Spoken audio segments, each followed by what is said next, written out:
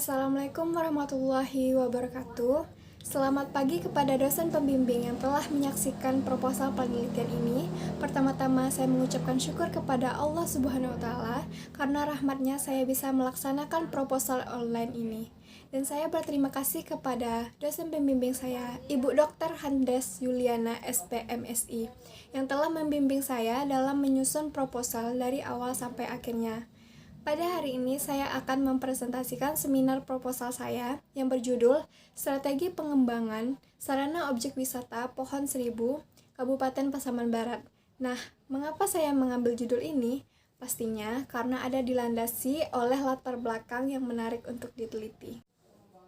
Baiklah, kita akan masuk ke bab 1 pendahuluan. Pariwisata. Perkembangan pariwisata di Indonesia mengalami peningkatan dari waktu ke waktu. Terlihat dari bertambahnya objek wisata luar yang berkunjung ke Indonesia. Contohnya, orang luar berkunjung ke Indonesia itu untuk berwisata, karena di Indonesia sangat banyak pemandangan yang sangat indah. Yang kedua, pariwisata di Sumatera Barat. Pariwisata di Sumatera Barat adalah surga bagi para wisatawan. Daerah ini memiliki pantai-pantai dan pulau kecil yang menawan, hingga pegunungan dari ujung selatan pesisir selatan hingga utara di Pasaman Barat. Wisata Pohon Seribu di Kabupaten Pasaman Barat ialah salah satu kabupaten di Provinsi Sumatera Barat. Pohon Seribu berada di lokasi di Jorong Pondok Sasak Ranah Pasisya di Kabupaten Pasaman Barat, Sumatera Barat. Pohon Seribu ini terkenal dengan pemandangan yang sangat indah yang bisa kita nikmati, pasir putih yang bersih yang sangat indah kita lihat. Baik, kita lanjutkan dengan perumusan masalah. Perumusan masalah yang diambil ialah bagaimanakah strategi pengembangan sarana di objek wisata Pohon Seribu ditinjau dari sarana pokok kepariwisataan, sarana perlengkapan kepariwisataan, dan sarana penunjang kepariwisataan. Tujuan penelitian. Tujuan penelitian yang saya ambil yaitu untuk menentukan pengembangan objek wisata pada suatu yang ditunjukkan atau yang ditinjau dari sarana pokok kepariwisataan, sarana perlengkapan kepariwisataan, dan sarana penunjang kepariwisataan. Dilanjutkan dengan manfaat penelitian.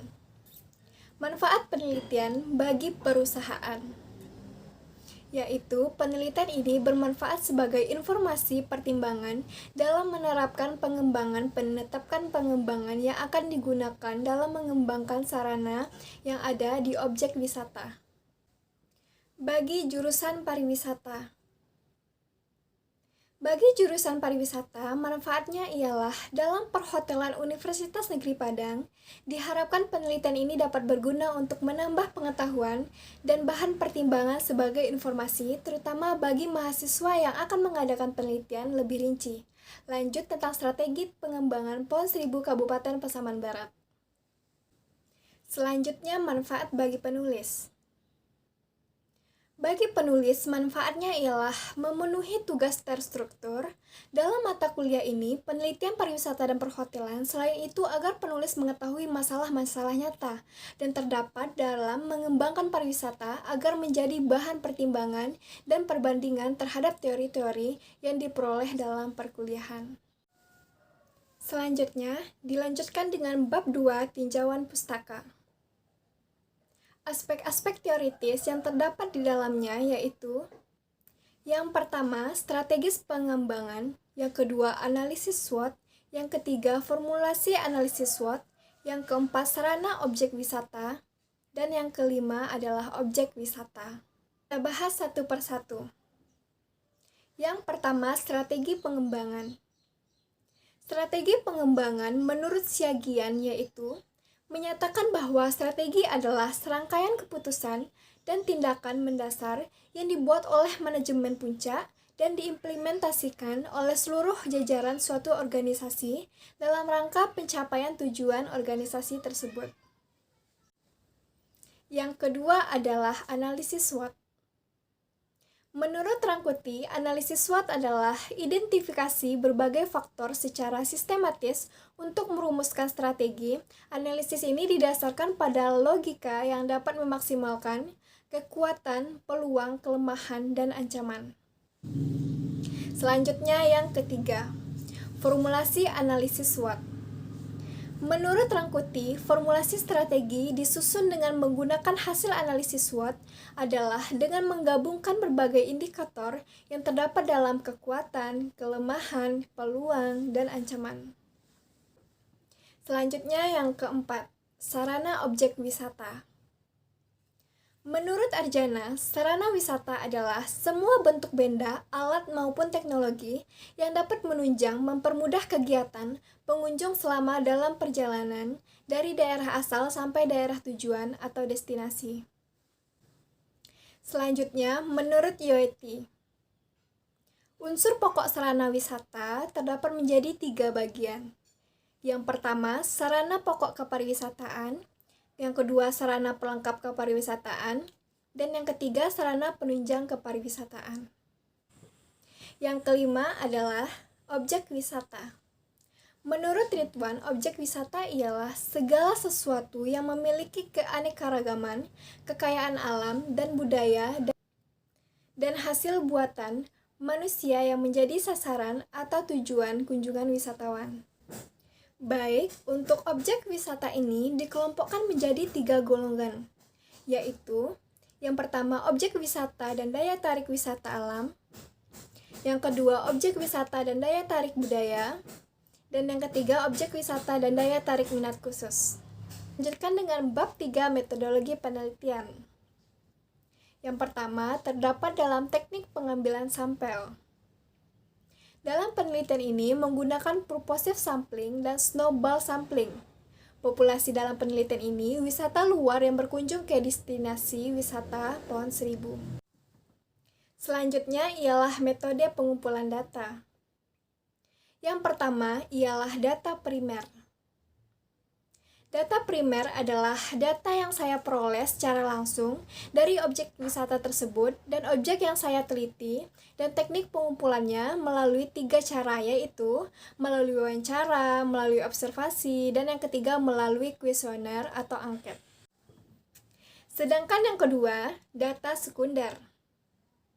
Data sekunder ialah penelitian yang diperoleh oleh peneliti secara tidak langsung melalui persedia perantara atau media perantara.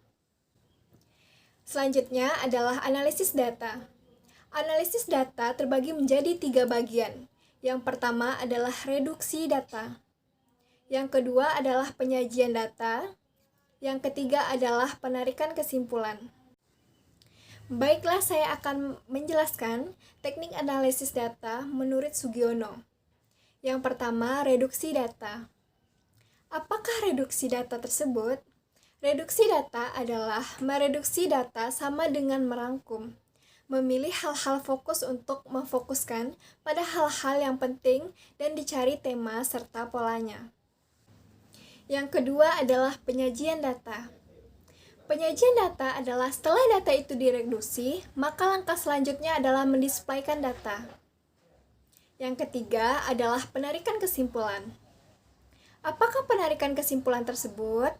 Nah, penarikan kesimpulan tersebut adalah langkah ketiga dalam analisis data kualitatif, adalah penarikan kesimpulan dan verifikasi. Bab 4, hasil penelitian dan pembahasan. Yang A, hasil penelitian.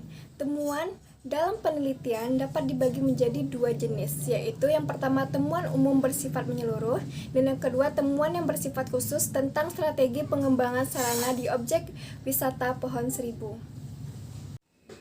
Baiklah, saya akan sebutkan satu persatu, yaitu temuan umum terbagi menjadi atas 3 bagian. Yang pertama, gambaran umum objek wisata Pohon Seribu. Yang kedua, sarana objek wisata di Pohon Seribu. Yang ketiga, keunikan objek wisata di Pohon Seribu. Lanjut yang kedua, yaitu temuan khusus. Yang termasuk dalam temuan khusus ini ialah sarana wisata, yaitu sarana pokok kepariwisataan, sarana pelengkap kepariwisataan, dan sarana penunjang kepariwisataan. Baiklah, saya akan menjelaskan apa sih yang termasuk dalam sarana pokok kepariwisataan. Nah, yang termasuk dalam sarana pokok kepariwisataan ialah akomodasi penginapan, transportasi darat, sarana makan dan minum. Nah, yang termasuk dalam sarana pelengkap kepariwisataan ialah fasilitas rekreasi anak-anak dan lain-lain. Nah, yang ketiga yaitu sarana penunjang kepariwisataan seperti souvenir shop dan lain-lain. Baiklah, kita lanjutkan dengan B, pembahasan.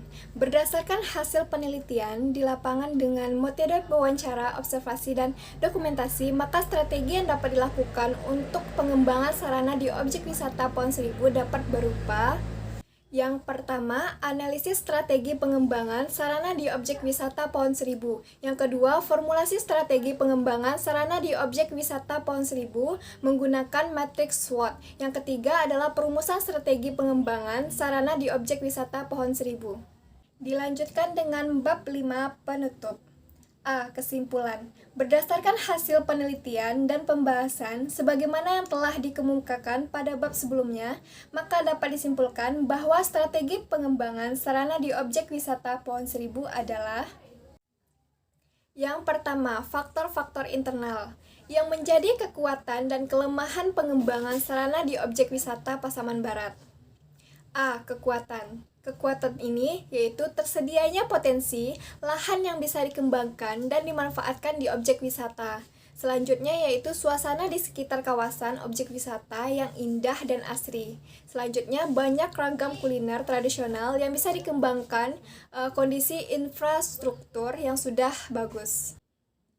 B. Kelemahan. Yang masih menjadi kelemahan dalam pengembangan di objek wisata Pohon Seribu adalah: yang pertama, anggaran yang masih terbatas. Selanjutnya, kurangnya inisiatif dalam pengembangan sarana di objek wisata. Selanjutnya, akses jalan menuju objek wisata yang dikelilingi perkebunan masyarakat sekitar.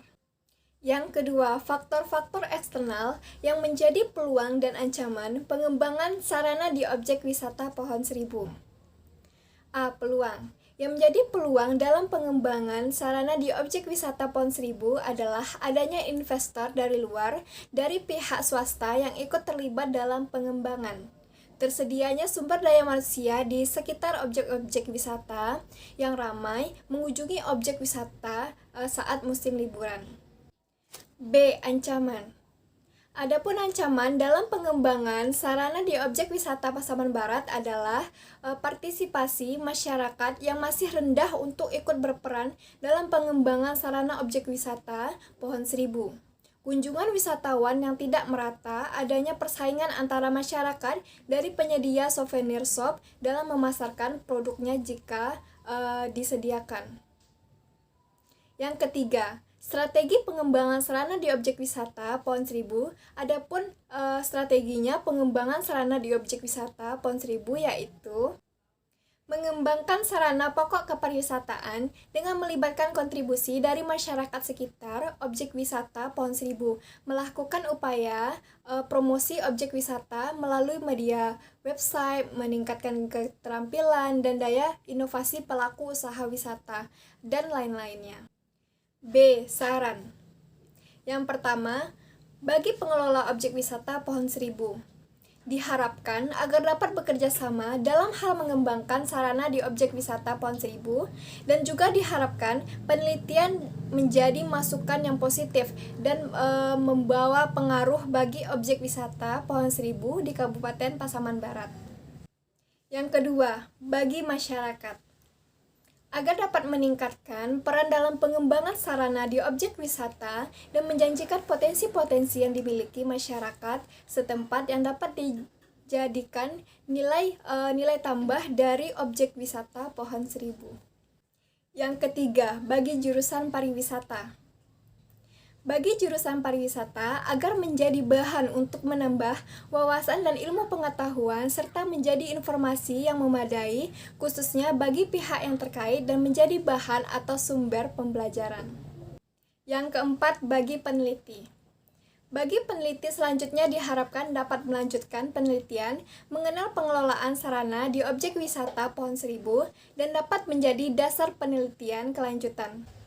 Sekian presentasi saya pada hari ini. Semoga apa yang saya sampaikan dapat dimengerti dan dipahami oleh Ibu Pembimbing yang telah mendengarkan kesalahan dan kekurangan dalam presentasi ini. Semoga dapat dimaafkan. Saya ucapkan terima kasih sebanyak-banyaknya. Wabillahi taufik wal hidayah. Wassalamualaikum warahmatullahi wabarakatuh.